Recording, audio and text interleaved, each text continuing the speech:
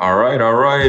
Good day, folks. Thanks for coming to find one for our son here at Madison 365. I am Matthew Brown, your host. You can find us on Apple Podcasts, Spotify, Stitcher, and YouTube. Please hit subscribe and all that fun stuff.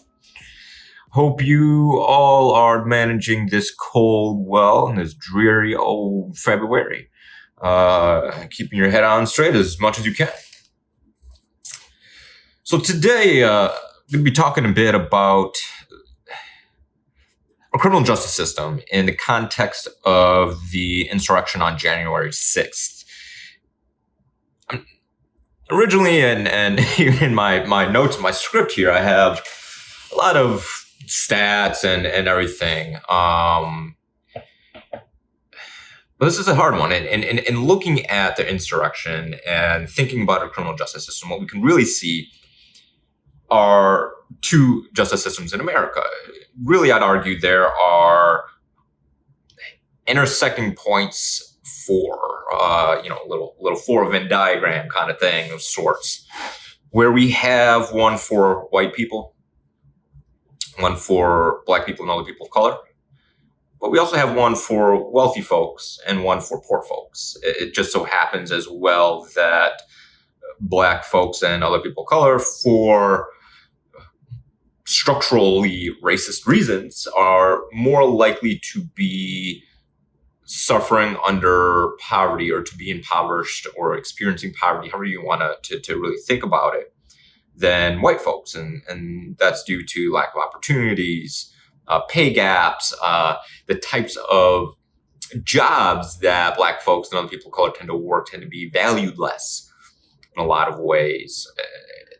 It's compounded on a lot of factors. But what we can see from the Capitol insurrection in these white supremacists is how whiteness plays. There are folks that are, and even Kyle, what's his name, who killed the dude out here in Waukesha in protest, not having to have new bond after he didn't let the court know that they moved. Let me tell you, if a black person didn't tell a court when they're out on bond that they moved or had another place of residence and couldn't be reached, they would be locked up until trial. You have folks getting, due to a quote unquote, their religion, organic food and everything like that. It is really hard for black and brown folks to get special dietary, restrictions or whatever in jail, in prison. Folks that are being able to be let on a bond. Somebody left from Mexico for so-called work.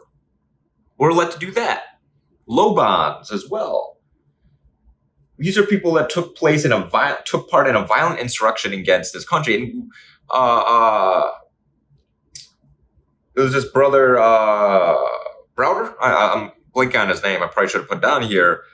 Who spent years in jail for falsely being accused of stealing a backpack before it even hit trial.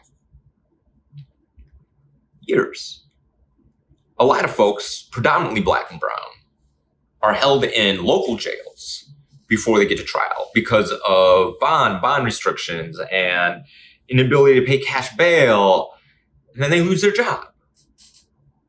So even if they're not found guilty, they're already put in tough economic positions that make it more likely that they'll end up back in the criminal justice system.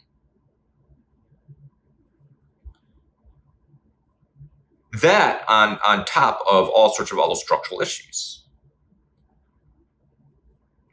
Between, the Bureau of Justice Assistance found that the overwhelming majority of cases result in plea bargaining. 90 to 95% of cases don't go to trial. Majority research that they show on race and sentencing outcomes shows that black folks are less likely than whites to receive reduced pleas, even when they plead.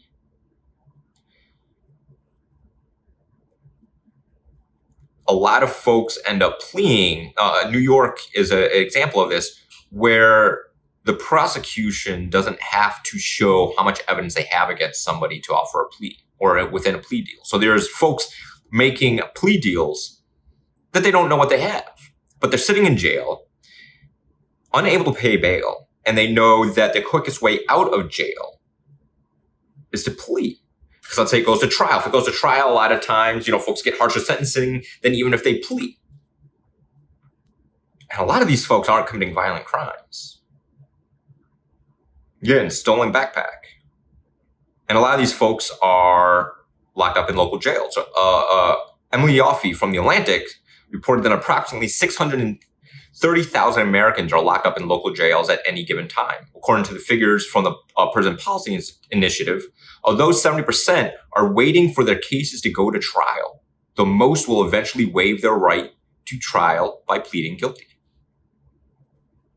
Goes on to report, because of plea bargaining, the system can quickly handle the criminal cases of millions of Americans each year, involving everything from petty violations to violent crime. But plea bargaining makes it easy for prosecutors to convict defendants who may not be guilty, who don't present dangers to society, or whose crimes may primarily be a matter of suffering from poverty, mental illness, or addiction.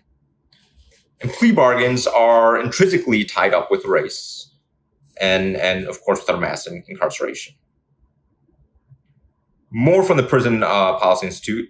4 out of 5 people in prison and jail are locked up for something other than a drug offense. So, ending the drug war is important. A lot of these folks are incarcerated because of the drug war.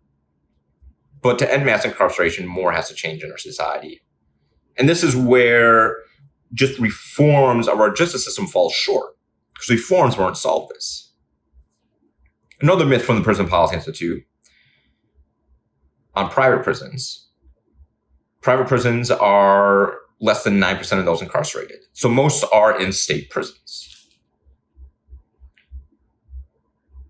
Folks, and a lot of these folks are doing prison labor for food service, laundry, and other operations within the jail. They pay incarcerated workers low wages. 2017 study found that on average, incarcerated folk earn between 86 cents to $3.45 per day. Moreover, work in prison is compulsory with little regulation or oversight, and incarcerated workers have few rights and protections. So a lot of times, people say, well, they can choose. Well, they can choose a lot of times to work, do this type of low-wage prison labor, and they're coerced, threatened. A lot of jails, a lot of prisons have punitive measurements if they're not working in that jail. So they're coerced, facing going to the hole, going to solitary, and other types of so-called privileges taken away, more punishment, so that they are it's forced labor. It's forced labor. This is what it is. And when you say, well, again, we got to punish them, right? Because otherwise they're going to learn. Well, they're not being rehabilitated. And even then, you think these people are, they committed violent crimes. Well, again, Prison Policy Institute found that the data does not support the belief that people who commit violent crimes ought to be locked away for decades for the sake of public safety. People convicted of violent and sexual offenses are actually among the least likely to be rearrested. And those convicted of rape or sexual assault have rearrest rates 20% lower than all other offense categories combined.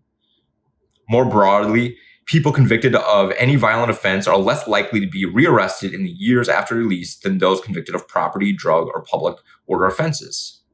So even super harsh punishments, and it doesn't make sense. But even more, most justice-involved people in the U.S. are not accused of serious crimes. More often, they are charged with misdemeanor or non-criminal violations. Yet even low-level offenses, like technical violations of probation or parole, can lead to incarceration and other serious consequences. Rather than investing in community-driven safety initiatives, cities and counties are still pouring vast amounts of public resources into pressing and punishment of these minor offenses. 1 in 4 people in state prisons are incarcerated as a result of supervision violations. And it's really easy, and it's all on the parole officer. Like, the supervision violations it's basically all on the parole officer. If they don't like you, they're going to make sure that you're back in jail. And then misdemeanors, minor offenses with major consequences. The massive misdemeanor system in the United States is another important but overlooked contributor to criminalization and mass incarceration. For behaviors as benign as jaywalking or sitting on a sidewalk, an estimated 13 million misdemeanor charges were found of Americans into criminal justice system each year. And that excludes civil violations and speeding. These low-level offenses account for 25% of the daily jail population nationally, and much more in some states and counties.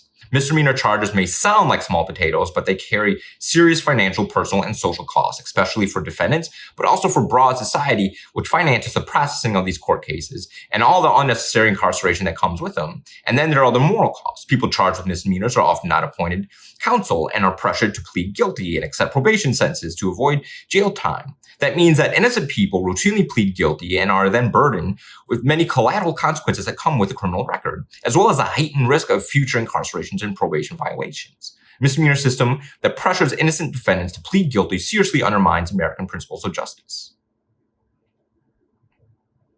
Many are held in trial, again, unable to afford bond for many years. Jails are not rehabilitative, only punitive, and punitive doesn't rehabilitate. This is social revenge for something. People want to pay for what? We're not paying for them to become better people. We're paying for them to be in jail, to punish them, to commit violence upon them because they don't do the crime don't do the crime if you can't do the time. Well, a lot of folks are in there for, again, misdemeanors, small level offenses, low level offenses, things that ultimately a lot of times are crimes of poverty, meaning that if they weren't impoverished, they wouldn't have that or wouldn't have committed that crime. And then public defenders are underfunded. In the 75 largest counties, 68.3%, like this is in Kansas, defendants receive a public defender. Of those defendants, 71% end up pleading guilty. In U.S. district courts, 87.1% of defenders plead guilty. According to the Bureau of Justice Statistics, the annual caseload assigned to public defenders spanned from 50 to 590 cases. How are these folks supposed to defend anybody? How are they supposed to do it? The laws are stacked against these folks too. And that's beyond the fact that a lot of these judges are white conservative men who feel that they must, who maintain the slave master mentality of punitive control over black populace and brown populace as well. I mean, it's ridiculous. How are you supposed to reform this system? And that's before even like we get into the issues with juries that aren't even peers of folks. I mean, people of color, black folks and other people of color, a lot of times are illegally excluded from juries after prosecutors assert pretextual reasonings to justify the removal. A lot of these assertions are false, humiliating, demeaning, and injurious. This is from the Equal Justice Initiative. And this is a nationwide problem. It may be illegal, but it happens. And folks don't care. Again, because these are black and brown folks. They're not seen in the same way. So black and brown folks are oftentimes excluded because they know that it makes the case harder on prosecutors. So that's why they try to remove them. So we put these folks have majority white to all white juries. And we know white folks see black and brown folks in a certain way. We have the data on that. I mean, this is ridiculous. How are we supposed to reform this? How are we supposed to reform this when our justice system can't even hold those that committed basically acts of treason against the United States, wanted to kill the former vice president, kill the Speaker of the House, kill senators, hang them. And they get to go to Mexico? They get special meals? When we have people dying of thirst in prisons, such as in Milwaukee County, under former Sheriff Clark, so many of y'all are so eager to hurt other folks, to see black and brown folks as worthy of cruel and unusual punishment. And that's what our justice system is. That's what our jails and prisons are. They really are. They're unconstitutional. We have some of these prisons, particularly in like Mississippi and Alabama, and we know our juvenile detention facility here in the state are closer to plantations or gulags than anything rehabilitative. Punishment for punishment's sake. Not to help improve people's lives, their decision making, or anything beyond some of the issues with that, particularly when we're not giving people the ability to find ways to support their family in real ways.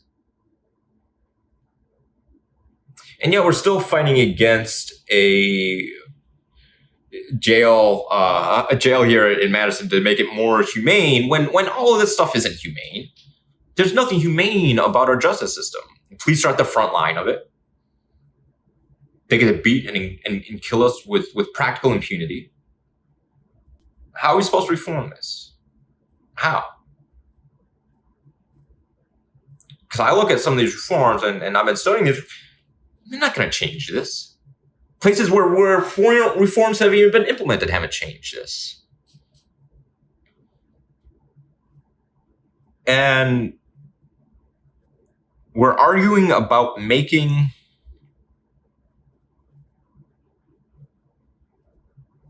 basically torture more humane.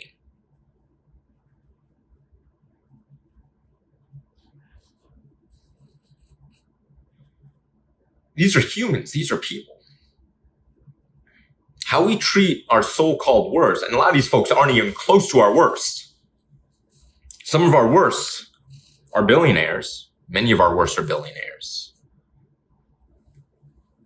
Many of our worst run large companies, our CEOs, our celebrities, our former presidents, our senators. There are some horrible people, absolutely evil, horrendous people that want to see us suffer for the sake of their power. Most of these folks in our jails and prisons aren't the worst. They're just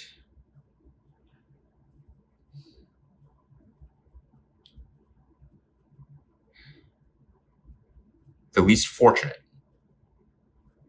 in this country and in many different ways. And we're treating the least fortunate with the least amount of respect and the least amount of humanity.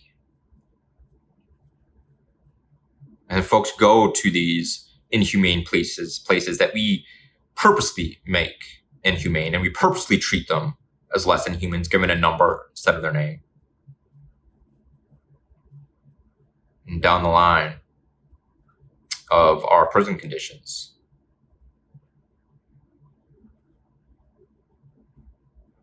and then they get out, we don't help them actually find jobs, housing, help them with any of that. Put on really strict restrictions that leave zero lines for mistakes, and we're all human that slip up and make mistakes. And then we send them back. And then we send them back. So our only way forward in this, and I don't know if we'll be able to ever create a society where we won't have to remove some people temporarily from inner society. Because I think even if we get rid of poverty and domestic and a lot of social ills, there will always be people that break the social contract in such a way that they'll need to at least be temporarily removed. Now, the question is how we do that and how we treat them. Because their treatment of other people doesn't justify us treating them as less than human. All it does is create more pain and more hurt. And it's not going to help them be a better human either. It's really not. All our scientific studies are around violence and trauma, and accosting violence and trauma upon somebody is not going to help them be a better person. We have to help people heal if they are broken. not beat them or attempting to beat them into submission. This is what we know. We know these things. And if you feel uncomfortable with that, figure out why. Challenge yourself and explore the why you feel a need to violently punish somebody. Why you want that revenge to take away their humanity. What is it in you that makes you feel like this is justified? If you feel like their acts are not justified, how are we justified in causing violence upon them? What does that say about us? That we look for an excuse to take away somebody's humanity instead of helping them heal and find their humanity. Because we break ourselves in the process when we take away other people's humanity. It's the how. And that goes beyond the fact that we need to make it so that living isn't a constant struggle in this country, in this world. We have enough resources for everybody to have a warm roof over their head, and a warm meal throughout the day, warm meals throughout the day, and education and healthcare. We have more than enough resources for that. The only thing holding us back is our own selfishness and this toxic idea of rugged individualism, that we aren't in this together, that we aren't part of that things that bind us together. We're in this together. We all are. And it makes me angry because it makes me hate some of these folks that are the insurrectionists, that are these evil senators, and they are evil. Because it makes me want to feel like we should harm them as a society, opposed to making sure that they don't wield power and figuring out a way to help them find their own humanity and humanity in others. So that's our way forward. It's not through retribution. It's not through ripping humanity from somebody else.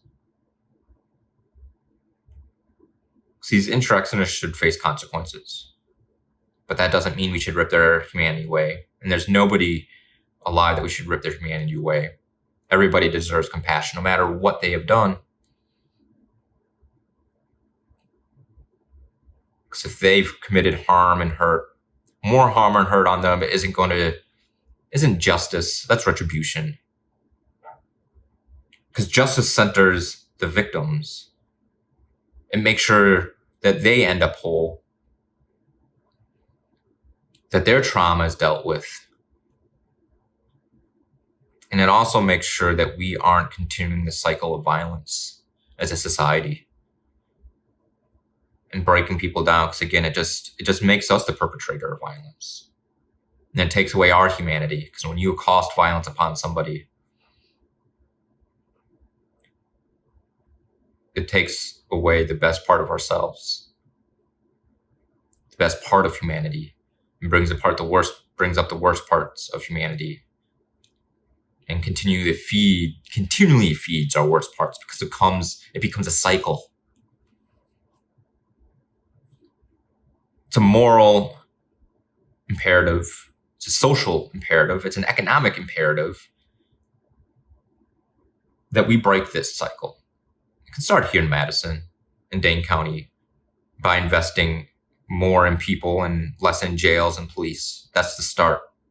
That is the start. But we need to break down our unjust justice system, as well as invest in people and figure out a better way for us to heal those that are broken, that have caused violence upon others, and to heal ourselves in the process. That is it for this week. Thanks for coming to Find the Warmth of Our Sun. I am Matthew Brown, your host here at Madison 365. You can find us on Apple Podcasts, Spotify, Stitcher, and YouTube. Please hit subscribe, stay warm, mask up, and look out for each other, folks. I hope you have yourselves a good week, or as best as can be. Thanks for coming. Have a good one, folks.